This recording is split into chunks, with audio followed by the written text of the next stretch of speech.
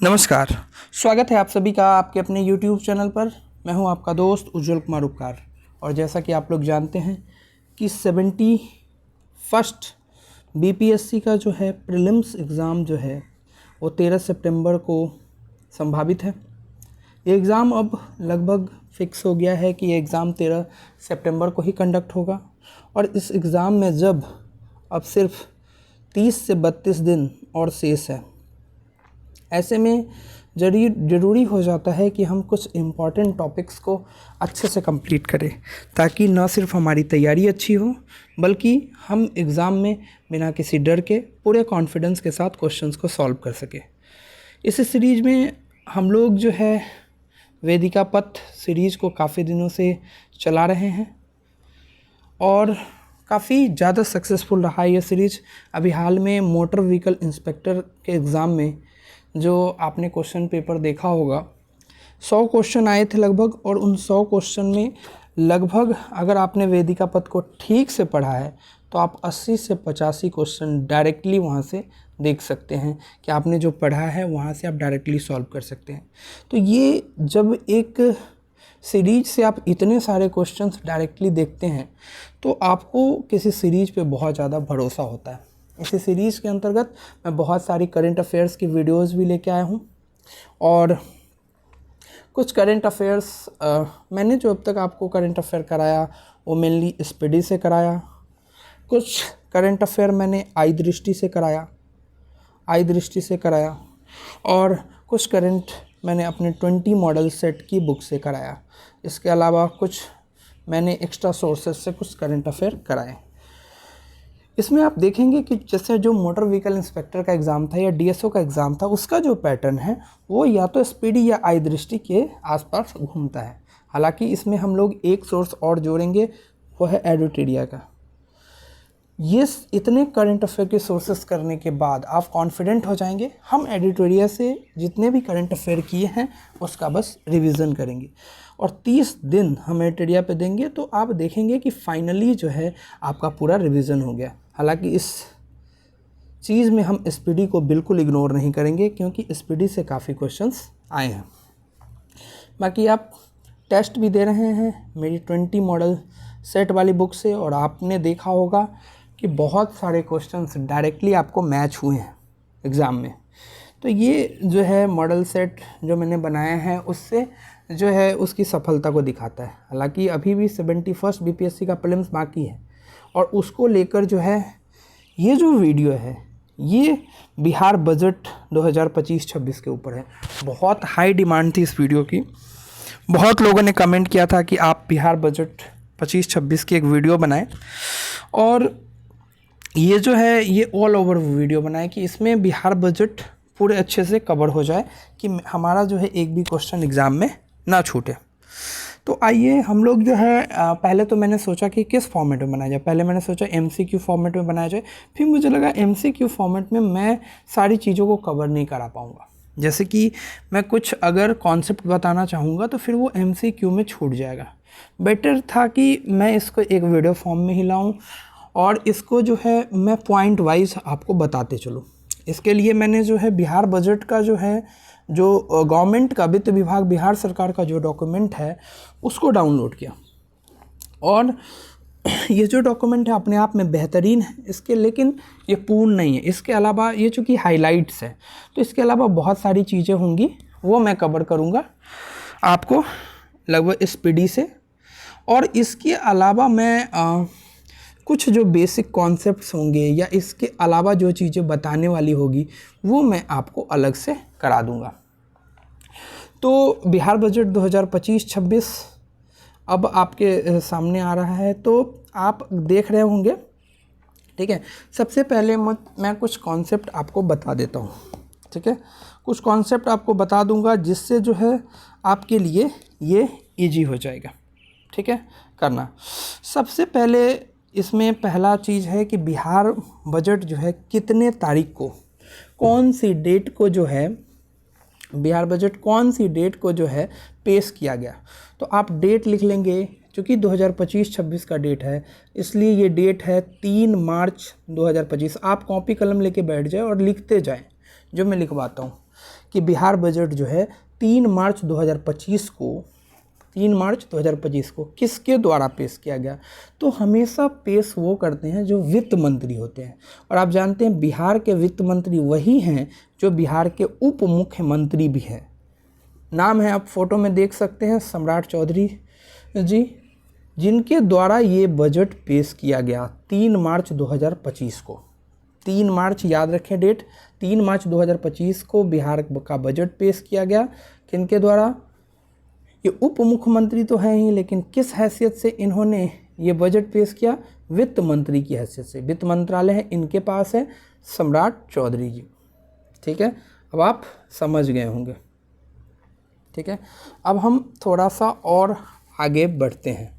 ठीक है, अब जो है बजट का साइज़ कितना है, बजट का इस बार के बजट का साइज़ कितना है, तो कितने का बजट पेश किया। बजट होता है, जैसे मैं आपको एग्जांपल दिखाता हूँ कि बजट क्या होता है, थोड़ा सा आप बेसिक से समझें। जैसे ना हम सिंपल सा, जैसे आप मान लीजिए कि पटना में रहते हैं या दिल्ली में रहते हैं, एक स्टूडेंट पटना में रहता है तो वो एक प्लान करता है, जैसे अगर उसको पटना जाना है और अगला महीना मान लीजिए सितंबर है, सितंबर में उसको क्या क्या, तो सितंबर में उसको 2 साइड होगा, एक जिसमें उसको पैसा कुछ आएगा, पैसा आएगा, ठीक है, पैसा आएगा, और दूसरा कुछ पैसा खर्च होगा। मतलब मैं अगर ऐसे शॉर्ट में कहूँ तो अगर कोई पर्सन ए है पर्सन ए, अगर वो अपना सितंबर महीने का बनाना चाहता है कि उसको कितना आएगा, तो उसको बोलेंगे आमदनी बोलेंगे, जितना पैसा उसको आएगा, और फिर वो उसमें से कुछ खर्चा करेगा। ठीक है, हो सकता है कि आमदनी और खर्चे में से कुछ बचत हो जाए, या फिर आमदनी कम हो, आमदनी 100 रुपया है और खर्चा 200 हो जाए तो उसको किसी से कर्ज लेना पड़े, यही हो सकता है। या आमदनी 100 है, खर्चा 85 है तो उसको बचत हो जाएगा 50 रुपया। बिहार का बजट या फिर इंडिया का बजट भी इसी तरीके से बनता है। ये पूरे इंडिया का ना आमदनी कितना है ये पहले अनुमान लगाया जाता है, या फिर वास्तविक आमदनी का अनुमान लगाया जाता है, फिर हम एक बजट बनाते हैं। जैसे अपने घर के बजट में अपने एक आदमी जब बजट बना रहा है तो उसको आमदनी किन स्रोतों से, मान लीजिए उसको घर से पैसा मिल रहा है, या फिर हो सकता है कि आमदनी वो कुछ ट्यूशन पढ़ा रहा हो उससे पैसा मिल रहा हो, ठीक है, या फिर कोई न्यूज़पेपर बेच रहा हो उससे पैसा मिल रहा हो, कोई दुकान चला रहा हो उससे आमदनी हो रहा है। खर्चा किस तरह का है, जैसे खाना बनाने के लिए उसको चाहिए दाल चावल लाना पड़ेगा, इसके अलावा उसको गैस चाहिए, ये सब चीज़ें, पढ़ाई के लिए बुक्स चाहिए, तो ये सब उसके खर्चे में जाएंगी। ठीक है, आप अच्छे से अगर समझ जाएंगे चीज़ों को तो आप कभी नहीं भूलेंगे। इकोनॉमी आसान होता है लेकिन कॉन्सेप्ट वाइज, हो सकता है कि वीडियो लंबी हो लेकिन आपको सारे कॉन्सेप्ट मैं इस वीडियो में सिखा दूंगा। तो बजट का जो साइज था वो आप इसमें देख सकते हैं, आप लिख देता हूँ मैं टर्म 3,16,895 करोड़ रुपए। तो क्वेश्चन नंबर पहला, बिहार बजट 2025-26 किस डेट को आया? आंसर 3 मार्च 2025। दूसरा नंबर क्वेश्चन कि बिहार बजट को किसने प्रस्तुत किया? आंसर सम्राट चौधरी। किस हैसियत से प्रस्तुत किया? वित्त मंत्री की हैसियत से, लेकिन वो बिहार के उप मुख्यमंत्री भी है। क्वेश्चन नंबर 3 कि वित्त वर्ष 2025-26 के लिए विधानसभा में कितनी राशि का बजट पेश किया गया? आंसर 3,16,895 करोड़ रुपए, या शॉर्ट में इसी को बोल सकते हैं 3.17 लाख करोड़, 3.17 लाख करोड़ का बजट पेश किया गया। और 16,895 को 17 मान लेते हैं, ठीक है, राउंड फिगर में, तो 3.17 लाख करोड़ ये हमारे बजट का साइज है। ठीक है, पिछले वर्ष ये साइज़ कितना था, थोड़ा इस पर है, ये देखिए यहाँ पे बता रहा है, यहाँ पे आप देख रहे होंगे, यहाँ पे ये बता रहा है कि 2024-25 में साइज़ कितना था और 25-26 में साइज़ कितना है। पिछले साल जो साइज़ था वो था 2,78,725 लाख करोड़। इस बार जो साइज हुआ है 3,16,895 करोड़। तो दो टर्म आपको याद रखना है। 2024-25 में था 2.78 लाख करोड़ और 2025-26 में हो गया है 3.17 लाख करोड़। ठीक है, तो कुल कितने का उछाल हुआ, वृद्धि हुआ, देख रहे हैं, वृद्धि हुआ है कुछ ना कुछ, ये हुआ है। अगर इसमें से ये माइनस कर देते हैं तो आएगा 38,169। 38,169 किस में है ये राशि? करोड़ में। 38,169 करोड़ ज़्यादा का बजट है पिछले साल से। क्वेश्चन पूछेगा आपको कि 2025-26 का बजट 2024-25 के बजट से कितना ज़्यादा का बजट है, तो आंसर होगा 38,169 करोड़ रुपए। आप नोट करते जाएं, 38,169 करोड़ रुपए। इतना अच्छा डायग्राम बनाने के लिए बना के दिया है। ये सब आपको मेंस में भी काम आएगा। मेंस में आप लिख देंगे इतने के बजट में उछाल हुआ है, यही वाला डायग्राम बना देंगे। ठीक है, यहाँ तक हो गया। अब इसमें जो है बिहार बजट, अब पूछेगा ये परसेंटेज में कितना है, कितना परसेंट का वृद्धि हुआ है, कितना परसेंट का वृद्धि हुआ। ठीक है, तो ये जो परसेंटेज है आप देखेंगे 13.69%, 13.69% की बढ़ोतरी हुई है।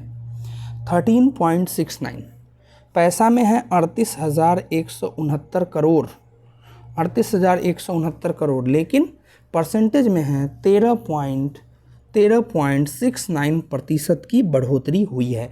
यानी बजट का साइज बढ़ा है, बजट का साइज बढ़ा है। यहीं पर यही बात बताई गई है कि वित्तीय वर्ष 2025-26 के लिए 3,16,895 करोड़ का बजट पेश किया गया।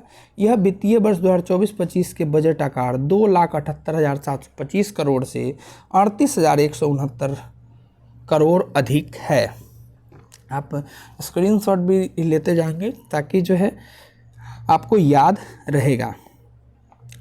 यही वाली बात यहाँ की गई है। अब ये जो बजट है, थोड़ा सा और बात कर लेते हैं। ये जो बजट है वो मेनली दो चीज़ों पे डिपेंड करता है। ये जो बजट है इन पे दो चीज़ों को ज़्यादा फोकस किया गया। पूछा जाएगा किन किन चीज़ों पे फोकस किया गया है। पहला फोकस है इसका शिक्षा, क्योंकि बिहार में जो है साक्षरता दर कम थी 2011 की जनगणना के अनुसार। आप कमेंट बॉक्स में बताएं कि बिहार की साक्षरता दर कितनी थी, इसमें महिला साक्षरता दर कितनी है, पुरुष साक्षरता दर कितनी है। ठीक है, जनगणना अपने आप में एक इम्पॉर्टेंट टॉपिक है। और दूसरा जो है वो है वुमेन एम्पावरमेंट, एजुकेशन और वुमेन एम्पावरमेंट, महिला सशक्तिकरण, दो एरिया को फोकस किया गया है। एक बिहार बजट 2025-26 में शिक्षा पर और दूसरा महिला सशक्तिकरण। ये आपको अब अच्छे से समझ आ गया होगा। अब थोड़ा और आगे की तरफ बढ़ते हैं। अब देखिए कुछ चीज़ें और है। ठीक है, कुछ चीज़ें और है। ये है देखिए कि वित्तीय वर्ष 2025-26 में बिहार राज्य को केंद्र सरकार से सहायक अनुदान के रूप में 54,575 करोड़ प्राप्त होने का अनुमान है। मतलब केंद्र सरकार जो है कुछ ना कुछ अनुदान देती है राज्यों को, क्योंकि केंद्र के पास अलग अलग टैक्सेस से जो पैसा आता है तो राज्य तो केंद्र पर डिपेंडेंट है। राज्य सरकार का कुछ अपना भी है टैक्स, लेकिन कुछ वो अनुदान प्राप्त करती है। तो केंद्र सरकार जो है अनुदान देगी बिहार को कितना, 54,575 करोड़, 54,575 करोड़। ठीक है, पिछले बार कितना दी थी, 52,160 करोड़। अगर पिछले बार का आप डेटा नहीं भी याद रखेंगे तो कोई दिक्कत नहीं है, आप इस बार का याद रखें कि कितना करोड़ प्राप्त होने का अनुमान है, 54,575 करोड़, 54,575 करोड़। ठीक है, अब महिलाओं के लिए जो घोषणाएं हैं, ठीक है, उस पर आने से पहले और स्वास्थ्य डिफरेंट जो हैं उस पर आने से पहले कुछ और हम लोग बात कर लेते हैं, ठीक है, कुछ और हम लोग बात कर लेते हैं। यहाँ तक हो गया है, ठीक है। इसके बाद कुछ टर्म पे और आ जाते हैं, जैसे एक होता है स्थापना एवं प्रतिबद्ध व्यय, ठीक है। स्थापना एवं प्रतिबद्ध व्यय ये कितना है? स्थापना एवं प्रतिबद्ध व्यय, देखो जो भी व्यय होता है ना उसका एक पार्ट स्थापना और प्रतिबद्ध व्यय के रूप में खर्च होता है। तो 3.17 लाख करोड़ का बजट टोटल है, उसमें इसका पार्ट कितना है? इस स्थापना एवं प्रतिबद्ध व्यय का पार्ट है, आप याद रख लो, ठीक है, सॉरी लाख करोड़ है ये, लाख करोड़। तो आप सीधे याद कर लो 2 लाख करोड़, 2 लाख करोड़, क्योंकि 2 लाख के बाद 135 है, ठीक है, इतना ही आपको याद रखना है। तो अभी तक हमने कौन कौन से डेटा आपको बताए जो आपको याद रखना है, ये इम्पॉर्टेंट है, याद रखना है। एक तो 3 मार्च 2025 को किसने किया? सम्राट चौधरी ने, ठीक है। कितने का बजट? 3,16,895 करोड़, यानी 3.17 लाख करोड़। आप पॉइंट में भी याद रख सकते हैं। 2 इसमें प्राथमिक क्षेत्र है, एक शिक्षा और दूसरा महिला सशक्तिकरण। मैं PDF सेंड कर दूंगा आप लोगों को, टेंशन ना लें, लेकिन आप अभी समझ लें, ठीक है। 25-26 में पिछले बार से कितना ज़्यादा था? 38,169 करोड़। कितना परसेंट? 13.69%। स्थापना एवं प्रतिबद्ध व्यय पर कितना खर्च किया जाएगा? 2 लाख करोड़ रुपया, ठीक है, 2 लाख करोड़ रुपया, जो पिछले बार से कितना ज़्यादा है? 21,429 करोड़, 21,429 करोड़। यहाँ तक आ गया। अब आप लोगों ने सुना होगा 7 निश्चय योजना के बारे में। 7 निश्चय योजना के 2 फेजेस थे, पार्ट 1 1.0 और 2.0। तो 1.0 तो ख़त्म हो गया, ठीक है। अब चल रहा है 2.0। 2.0 जो है, ठीक है, 7 निश्चय, जिसका समय है 2020 से 25, ठीक है, 2020 से 25। इसके लिए पूछा जाएगा, ठीक है, 7 निश्चय 2 के लिए कितना पैसा दिया जाएगा? तो आंसर है 5932 करोड़, 5,972 करोड़, सॉरी 5,972 करोड़, ठीक है, 5,972 करोड़। याद हो गया। इसके बाद बजट का जो आकार है ऑलरेडी ये कर चुके हैं, मेंस में आपको काम आ जाएगा। अब हमको कुछ चीज़ और देखना है, ठीक है, कुछ चीज़ और देखना है, उससे जो है आपको और ज़्यादा अच्छा लगेगा, ठीक है। सबसे ज़्यादा किस एरिया पर खर्च हो रहा है? मैंने बोला था कि 2 एरिया बहुत ही ज़्यादा इस पर फोकस किया गया है, एक शिक्षा और एक महिला सशक्तिकरण। शिक्षा पर जो है कुल बजट का 19.24%, 19.24, लगभग 20%, यानी 19.24%।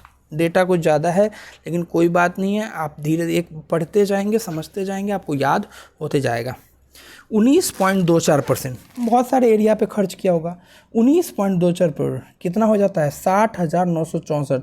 अगर आप ये डेटा नहीं भी याद रखते हैं तो कम से कम परसेंटेज में याद रखें।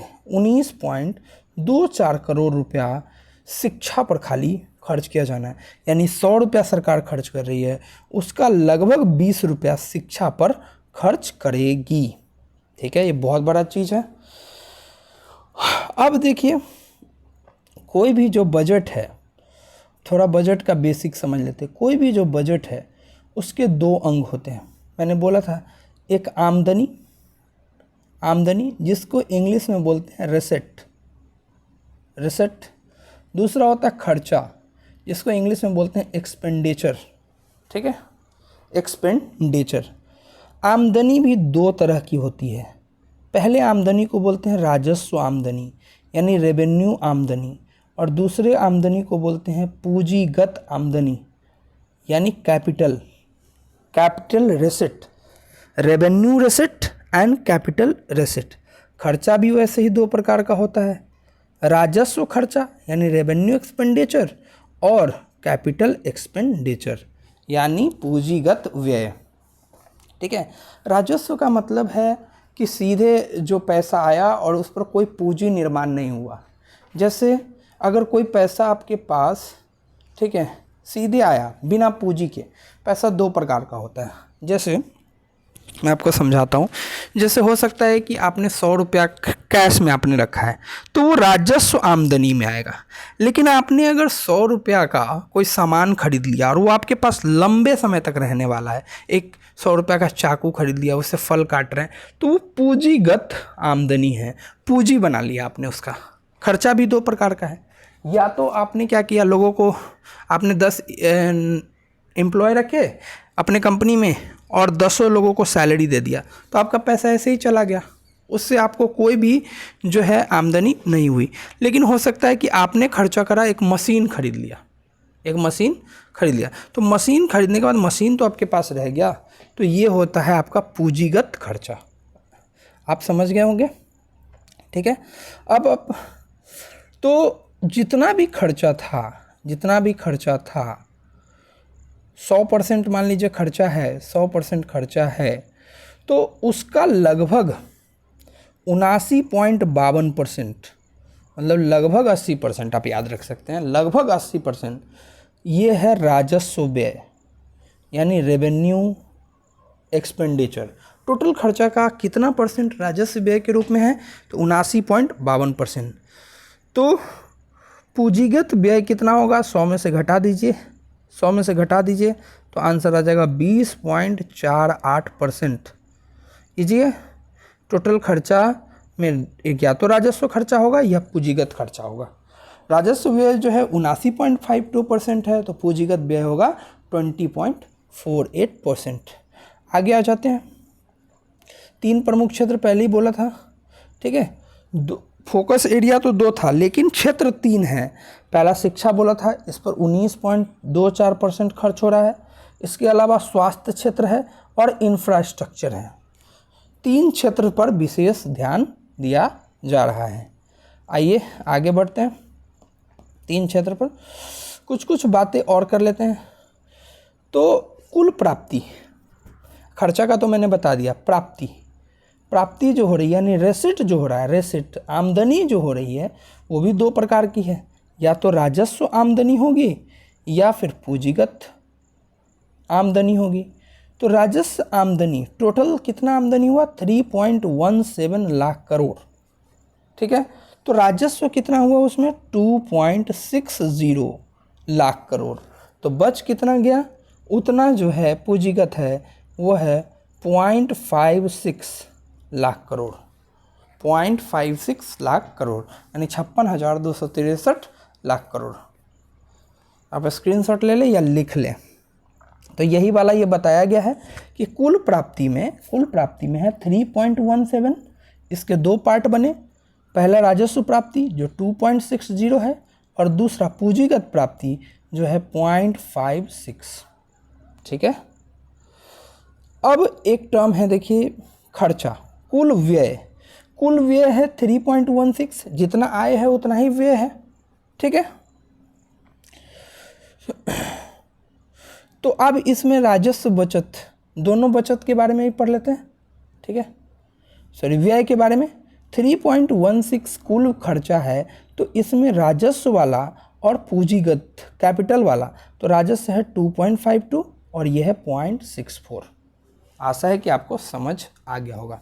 नहीं समझ आया तो एक बार मैं और लिख के आपको बता देता हूँ कि जो भी बजट है 3.17 लाख करोड़ का है, और इसमें जो 2 पार्ट है, पहला है आमदनी यानी प्राप्ति, कुछ पैसा आया और कुछ पैसा खर्च हुआ, ठीक है, यानी व्यय हुआ। प्राप्ति में भी 2 प्रकार का है, राजस्व वाला और पूंजीगत वाला। खर्च भी 2 प्रकार का है, राजस्व वाला और पूंजीगत वाला, ठीक है। तो राजस्व प्राप्ति है 2.60, पूंजीगत है, ठीक है, पूंजीगत है 0.56। ये प्राप्ति वाला एरिया हो गया। अब खर्चा वाले में, राजस्व वाले में हो जाएगा 2.52, तो ये बच जाएगा 0.64। अगर आप एक एक डेटा भी याद कर लेते हैं, यहाँ 2.60 और यहाँ 2.52, तब भी आपका काम हो जाएगा। ठीक है, तभी आपका काम हो जाएगा। दोनों मिलके 3.17 बनना चाहिए। प्राप्ति भी 3.17 और खर्च भी 3.17 लाख करोड़। आशा है कि अभी आप समझ चुके होंगे ये बात। अब धीरे से फिर से आगे बढ़ते हैं। प्राप्ति में क्या क्या आता है? प्राप्ति दो प्रकार की होती है। कहाँ कहाँ से प्राप्तियाँ हो सकती हैं? तो पहले राजस्व प्राप्ति। सिंपल सा क्वेश्चन पूछ देगा, इनमें से कौन राजस्व प्राप्ति में नहीं आता है, और 4 ऑप्शन दे देगा, आपका गलत हो जाएगा। यही 4 ऑप्शन आपको देखना है कि राजस्व प्राप्ति में कौन कौन आता है। ठीक है, तो पहला है राज्य का अपना कर राजस्व, यानी जो टैक्स जितना भी लेते हैं, याद रखना है, टैक्स जितना भी लेते हैं सब रेवेन्यू में आता है। टैक्स जितना भी लेते हैं सब रेवेन्यू, तो राज्य का अपना वाला टैक्स। ठीक है, इसके बाद राज्य का जो है नॉन टैक्स रेवेन्यू, बिन जो टैक्स के अलावा है। इसके बाद केंद्रीय कर में जो है, जो सेंट्रल टैक्स है उसमें राज्य का हिस्सा। ठीक है, और केंद्र सरकार से सहायता अनुदान बता ही दिया था, 54,575 करोड़ रुपया का है। ठीक है, 54,575 करोड़। खर्चा में भी, लेकिन यहाँ पूंजीगत में आपको बस याद रखना है कि जितना भी उधारी आती है, उधारी जितना भी आप उधार लेंगे, जितना भी, जैसे आपका 100 रुपया का आपने काम किया और 200 रुपया खर्चा हो गया, तो 100 रुपया घर से आया तो 200 खर्चा हो गया, तो 100 रुपया और लिया, तो उस 100 रुपये का लाइबिलिटी है ना आपके पास कि हाँ भाई 100 रुपया लौटाना पड़ेगा, तो आपका अपना पैसा नहीं है, तो उसको राजस्व में काउंट नहीं करेंगे, उसको काउंट करेंगे पूंजीगत में कि भाई उसको लौटाना पड़ेगा। इसके बाद वैसे ऋणों की वसूली, जो आपने ऋण दिया था वो आपने लिया, तो वो आपका राजस्व में नहीं जाएगा, ये इसमें आएगा। ये दोनों आप बस याद रखेंगे कि आपका जो है पूंजीगत प्राप्ति में 2 चीज़ आता है, एक उधारी और दूसरा ऋणों की वसूली। ठीक है, अब आप देखेंगे कि राजस्व बचत, 2 टर्म और है जो आपको समझना है। 2 टर्म और है। पहला है राजस्व बचत। राजस्व बचत का मतलब है राजस्व प्राप्ति माइनस राजस्व व्यय। राजस्व, देखिए रेवेन्यू अगर पूछेगा, 2 टर्म है, एक रेवेन्यू बचत। रेवेन्यू बचत मतलब रेवेन्यू प्राप्ति माइनस रेवेन्यू खर्चा। तो रेवेन्यू में प्राप्ति कितना हुआ था 2.60 और रेवेन्यू में खर्चा कितना हुआ 2.50, तो 0.08 बचा ना लाख करोड़, यानी 8,831। ये पूछा जाएगा डायरेक्ट, 8,831 लाख करोड़। दूसरा टर्म है राजकोषीय घाटा, यानी budget, fiscal deficit. Fiscal deficit, fiscal deficit. तो फिस्कल डेफिसिट का फॉर्मूला भी आप लिख लें। फिस्कल डेफिसिट यानी राजकोषीय घाटा, पूछा जा सकता है डायरेक्ट, और ये पूछा भी जाएगा। राजकोषीय घाटा होता है टोटल एक्सपेंडिचर, यानी कुल व्यय, फॉर्मूला लिख ले, डायरेक्ट एग्जाम में आएगा, कुल व्यय माइनस कुल प्राप्ति ब्रैकेट में प्राप्ति में उधारी को छोड़कर बोरोइंग को हटाना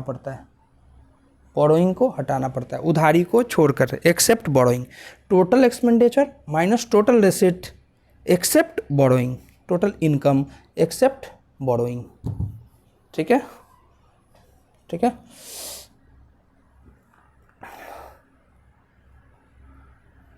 ठीक है, कुल प्राप्ति है 3.17 और कुल व्यय है 3.16। तो हमारा राजकोषीय जो घाटा है, याद रखेंगे इस टर्म को, स्टार मार्क कर ले, ये डायरेक्ट आएगा। 2025-26 में बिहार का राजकोषीय घाटा कितना है 32,718, 32,718। और रेवेन्यू में ये घाटा नहीं है, याद रखना, रेवेन्यू में बचत है। अगर आपको पूछेगा 3 टर्म होते हैं, ठीक है।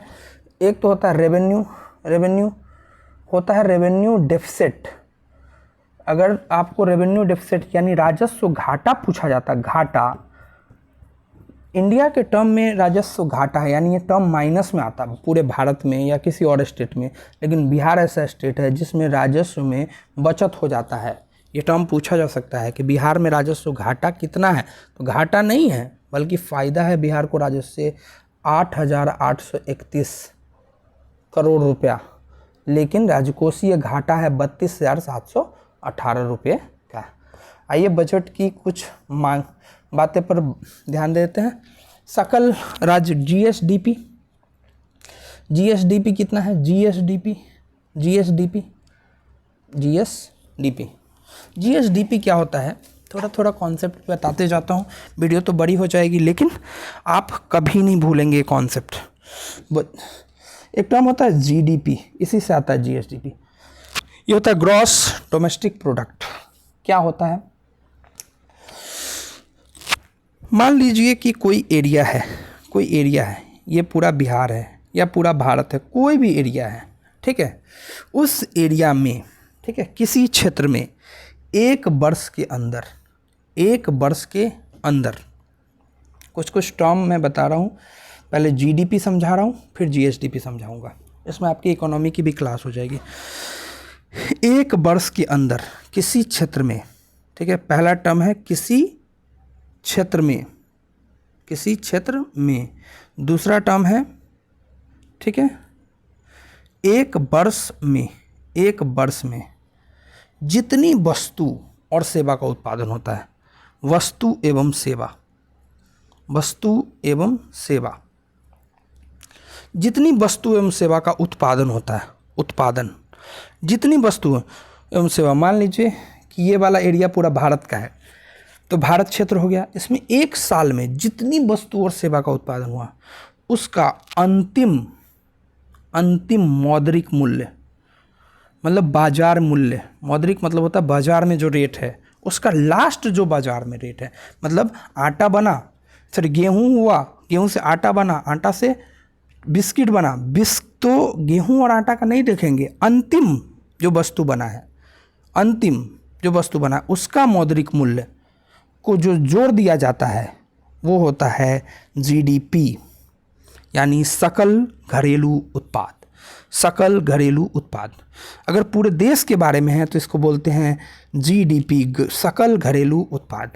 लेकिन अगर यही किसी राज्य के बारे में है, यही डेफिनेशन अगर राज्य के बारे में, किसी राज्य में, जैसे बिहार राज्य में एक वर्ष में जितनी वस्तु एवं सेवा का उत्पादन होगा, उसका अंतरिम मौद्रिक मूल्य जो होगा उसको बोलेंगे बिहार का जीएसडीपी। एस क्यों लगा दिए? स्टेट लगा दिए, ग्रॉस स्टेट डोमेस्टिक प्रोडक्ट, यानी सकल राज्य घरेलू उत्पाद, ठीक है।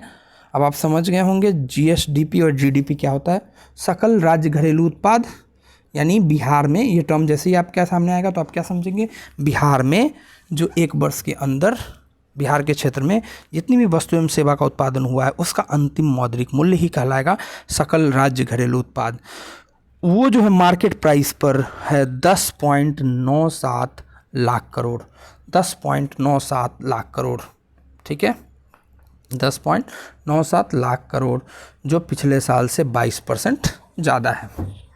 जीएसडीपी कितना है? 10.97 लाख करोड़, ठीक है। 2025-26 में जो व्यय है, व्यय देखें, व्यय वो 2,94,075 करोड़ होने का अनुमान है, और प्राप्ति है आपका, ठीक है, प्राप्ति है आपका 2,61,357। कुछ टर्म आप देख ले। सकल घरेलू उत्पाद हो गया है आपका 10.97, ठीक है। व्यय है 2.94 लाख करोड़, प्राप्ति है 2.61 करोड़। तो रेवेन्यू सरप्लस, रेवेन्यू मैंने बोला था अभी बताया था कि रेवेन्यू जो है सरप्लस हो गया है, रेवेन्यू जो है बचत है 8,831 करोड़, 8,831 करोड़। आपको ये परसेंटेज में याद रखना है, ठीक है, परसेंटेज में याद रखना है कि राजस्व अधिशेष जीएसडीपी का 0.8% है, जीएसडीपी का 0.8% है। वैसे ही राजकोषीय घाटा जो है जीएसडीपी का 2.98% है, 2.98% है, 2.98% है, जबकि सीमा कितनी रखी गई थी कि 3% के अंदर रहना चाहिए, और बिहार ने वो कर दिखाया है 2.98% पर रख के। आइए आगे बात करते हैं।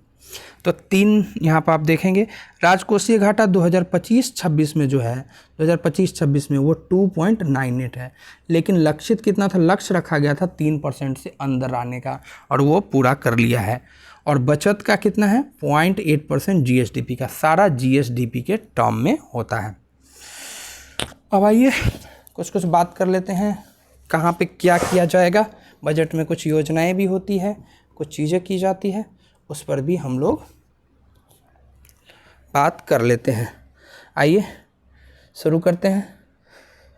कैंसर हॉस्पिटल खोला जाएगा बेगूसराय में, बेगूसराय में कैंसर हॉस्पिटल खोला जाएगा। ठीक है, आइए पहले हम लोग यहाँ पे आ जाते हैं, जिससे चीज़ें आपके लिए आसान हो जाए। इस वाले पीडीएफ में, इस वाले पीडीएफ में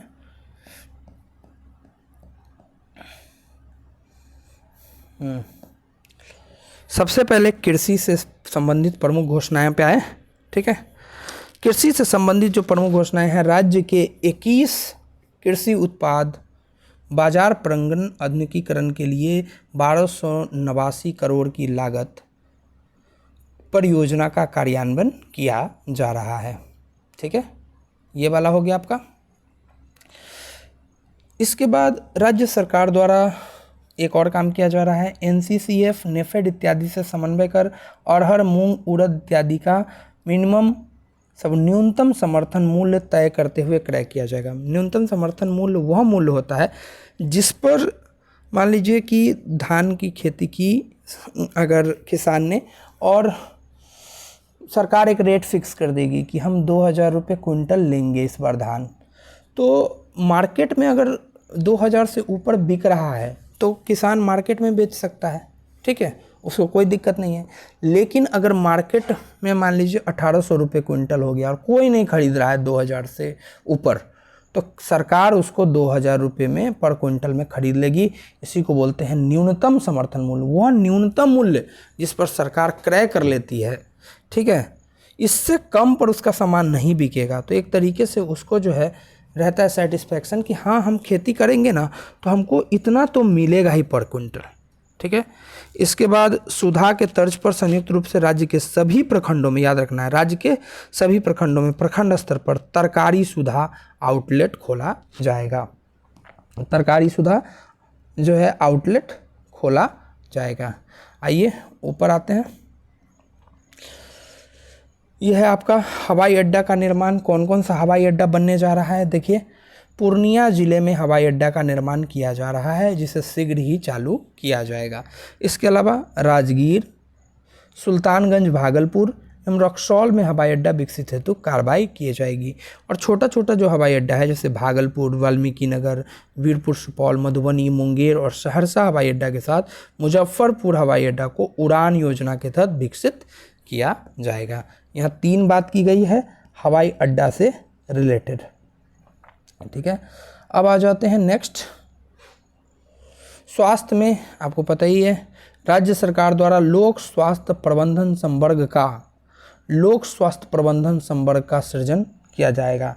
लोक स्वास्थ्य जो है प्रबंधन यानी जो पब्लिक हेल्थ मैनेजमेंट है, उसका जो है सृजन किया जाएगा। इसके बाद निजी क्षेत्र से के सहयोग से राज्य में नए निजी मेडिकल कॉलेज संचालित किए जाएंगे। राज्य में निजी जन भागीदारी पीपीवी के आधार पर नए सरकारी मेडिकल कॉलेज खोले जाएंगे। संपूर्ण राज्य में शहरी क्षेत्र के लिए, विशेष रूप से वंचित वर्ग के लिए, स्लम क्षेत्र इत्यादि के लिए नगर चिकित्सा सुविधा केंद्र की स्थापना की जाएगी। ये सब इतना इम्पोर्टेंट डेटा नहीं है। यहाँ एक इम्पॉर्टेंट है, बेगूसराय में कैंसर हॉस्पिटल और एक बिहार कैंसर केयर सोसाइटी की स्थापना। राज्य के बड़े अनुमंडल में अनुमंडलीय अस्पताल के अतिरिक्त एक रेफरल अस्पताल का निर्माण भी किया जाएगा। कुछ चीज़ें और भी है। महिलाओं के लिए जो घोषणाएं की गई हैं आप देखेंगे, एक तो पिंक बस चलाया जाएगा और इसमें सवारी चालक और कंडक्टर सभी महिलाएं होंगी। तो महिला सशक्तिकरण पर विशेष जोर दिया गया है। महिला चालकों को ई रिक्शा और दोपहिया वाहन के व्यावसायिक प्रचलन हेतु क्रय करने पर नगद अनुदान, मतलब अगर आप 2 लाख रुपए का अगर दोपहिया वाहन खरीदे हैं, ई रिक्शा खरीदे हैं, तो हो सकता है कि सरकार 1 लाख रुपया आपको अनुदान दे दे। ठीक है, डिफरेंट रेट्स हैं। इसके बाद राज्य के प्रमुख शहरों में महिला वाहन परिचालन प्रशिक्षण केंद्र की स्थापना की जाएगी, जिसमें प्रशिक्षक भी महिला होगी। तो अब देखते हैं, एक सेफ्टी की भी बात की गई है कि महिला, इसके बाद जो कंफर्ट है उसकी बात की गई है, इसके अलावा जो है सशक्तिकरण यानी एम्पावरमेंट की बात की गई है। तो काफ़ी अच्छा स्टेप यहाँ पर गवर्नमेंट ने उठाया है। इसके अलावा महिला सिपाहियों को पदस्थापन थाने के आसपास आवासन सुनिश्चित करने हेतु राज्य सरकार द्वारा किराए पर आवास लेकर आवासीय सुविधा, मतलब जो भी महिला सिपाही है जब उसका पदस्थापन होगा थाना के आसपास, तो थाना के आसपास में उनको घर दिलाया जाएगा रहने के लिए। तो सेफ्टी की बात की जा रही है। राज्य के प्रत्येक पंचायत में गरीब कन्याओं के विवाह हेतु राज्य सरकार के द्वारा चरणबद्ध तौर पर कन्या विवाह मंडप का निर्माण कराया जाएगा। तो जो गरीब कन्या है उनका विवाह भी ईजिली हो पाएगा। ठीक है, ये हो पाएगा। कुछ हम लोग यहाँ से देख लेते हैं जल्दी में। देखिए, बेगूसराय में कैंसर हॉस्पिटल। इसके बाद है बिहार में 109 नए नगर चिकित्सा केंद्र खोलेंगे। 109 नए नगर चिकित्सा केंद्र खोलने की बात की गई है। इसके बाद मौसम विज्ञान केंद्र कहाँ खुल जा रहा है? भागलपुर में। ये सब आप नोट कर लीजिए और याद कर लीजिए, भागलपुर में मौसम विज्ञान केंद्र। तो मौसम, ठीक है, मौसम क्या रहता है? बदलता रहता है, मतलब भागता रहता है। तो भागलपुर आप याद हो जाएगा। ठीक है, इसके बाद 302 प्रखंडों में सहकारी समिति का गठन किया जाएगा। सभी 8053 पंचायत, कितने पंचायत है बिहार में? 8053। उसमें गरीब कन्या विवाह मंडप आपने देखा ही अभी। सुधा के तर्ज पर सभी प्रखंडों में तस्करी सुधा आउटलेट खोला जाएगा, तरकारी सुधा। ठीक है, इसके अलावा पटना में जो है चलंत व्यायामशाला की शुरुआत की जाएगी। सभी शहरों में महिलाएं हैं तो पिंक टॉयलेट की स्थापना की जाएगी। पिंक बस है, पिंक टॉयलेट है। इसके अलावा गुड़ के लिए समस्तीपुर में सेंटर ऑफ एक्सेलेंस, पूछ देगा क्वेश्चन, गुड़ के लिए किस जिले में सेंटर ऑफ एक्सेलेंस की स्थापना की जाएगी। परिवहन निगम में महिलाओं के लिए 33% आरक्षण। छठ पूजा के अवसर पर जो है धार्मिक पर्यटन योजना की शुरुआत की जाएगी। इसके अलावा एक होम स्टे योजना की भी बात की गई है। होम स्टे क्या होता है कि जिसमें आप अपना घर जो है, जो बाहर से लोग आ रहे हैं उसको रहने के लिए दे सकते हो, होटल की तरह। तो आपका घर जब लोग बाहर से आके रहेंगे 2 दिन 4 दिन, तो वो एक तरीके से रियल जो है बिहार को जान पाएंगे, और इसके साथ भी यहाँ के लोगों को रोज़गार भी प्राप्त होगा। राजगीर, सुल्तानगंज एवं रक्सौल में हवाई अड्डा। पोषक अनाजों पर अनुसंधान हेतु टनुकुम्पा गया और बिंदुपुर वैशाली में पान के लिए सेंटर ऑफ एक्सेलेंस 2 है, टनुकुम्पा गया और बिंदुपुर वैशाली। जमुई के सिकंदरा प्रखंड अंतर्गत बहुआर नदी पर सिंचाई हेतु कुंड घाट जलाशय योजना का निर्माण होगा। इसके लिए 185 करोड़ रुपए खर्च किए जाएंगे। IIM कोलकाता के सहयोग से महिला उद्यमिता के क्षेत्र में दीदियों का उद्यम विकास किया जाएगा, एंटरप्रेन्योरशिप। ठीक है, IIM कोलकाता के सहयोग से। दुबई के COP28 सम्मेलन में जल जीवन हरियाली मिशन की सराहना हुई है। पूछा जाएगा कि दुबई के COP जो 28 सम्मेलन था उसमें बिहार के किस मिशन की सराहना हुई है? तो जल जीवन हरियाली। चतुर्थ राष्ट्रीय जल पुरस्कार 2022 में सर्वश्रेष्ठ राज्यों की श्रेणी में बिहार को 3य स्थान मिला है। कृषि एवं पशु अपशिष्ट निपटान हेतु 31 जिलों में गोवर्धन इकाई का निर्माण किया जाएगा। इसके बाद वर्तमान में आवश्यक दवाओं की सूची में 611 प्रकार की औषधियाँ एवं 132 प्रकार के मेडिकल डिवाइसेस कंज्यूमेबल शामिल है। इसके अलावा 9 वर्ष से 14 वर्ष के आयु वर्ग की बालिकाओं में ह्यूमन पेपिलोमा वायरस के संक्रमण से होने वाले कैंसर से बचाव हेतु मुख्यमंत्री बालिका कैंसर प्रतिरक्षण योजना शुरू किया गया है। इसके अलावा राज्य के 6 जिलों में पटना, पूर्णिया, रोहतास, भागलपुर, गया और पश्चिम चंपारण में वृद्धाश्रम का नाम है सहारा संचालित है। मिथिला चित्रकला संस्थान, इंपॉर्टेंट क्वेश्चन है, को RBI ने सर्टिफिकेट ऑफ मेरिट से नवाजा है। इसके अलावा फिक्की द्वारा बिहार को इमर्जिंग स्टेट इन स्पोर्ट्स से नवाजा गया है। ठीक है, ये इमर्जिंग आप देखेंगे बहुत सारे गेम्स अभी जो है आज ही फाइनल हुआ है। जो है इंटरनेशनल रग्बी टूर्नामेंट का राजगीर में। इसके अलावा आगे एशियन मेन चैम्पियंस ट्रॉफी है हॉकी का। तो ये बहुत इमर्जिंग स्टेट है। राज्य के मुंगेर जिले को Bihar forestry college and research institute की स्थापना की जाएगी। सारण जिले के सोनपुर स्थित बाबा हरिहर नाथ मंदिर क्षेत्र को काशी विश्वनाथ कॉरिडोर वाराणसी के तर्ज पर विकसित किया जाएगा। जैतिया फतुहा में मल्टी मॉडल लॉजिस्टिक पार्क बनाया जा रहा है। इसके अलावा गया के डोभी में औद्योगिक पार्क बनाया जा रहा है, डोभी में। इसके बाद कुछ चीज़ें और देख लेते हैं। विभाग बार कितना परसेंट है, तो शिक्षा का बता ही दिया था मैंने, 19.44। सेकेंड वाला भी याद कर ले, ग्रामीण विकास विभाग है 13.35। इसके बाद आप खाली परसेंटेज याद ना रखें, सिर्फ खाली विभाग का नाम याद करें। पहले पर है शिक्षा विभाग, दूसरे पर है ग्रामीण विकास विभाग, पहले शिक्षा फिर ग्रामीण फिर स्वास्थ्य, ठीक है, ग्रामीण स्वास्थ्य, ये 3 को तो आप याद रख लें। इसके अलावा केंद्रीय कर में जो है राज्य का अंश बताया था, रुपया कहाँ से आता है, कहाँ कहाँ से पैसा आता है।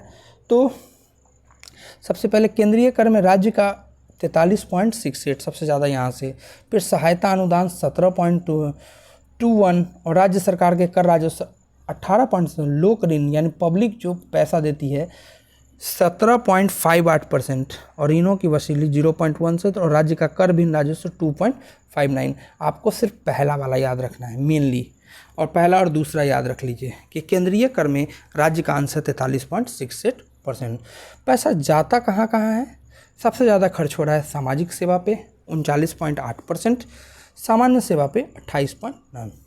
ये 2 आप याद रख लें, शुरू वाले तो इतना बहुत है।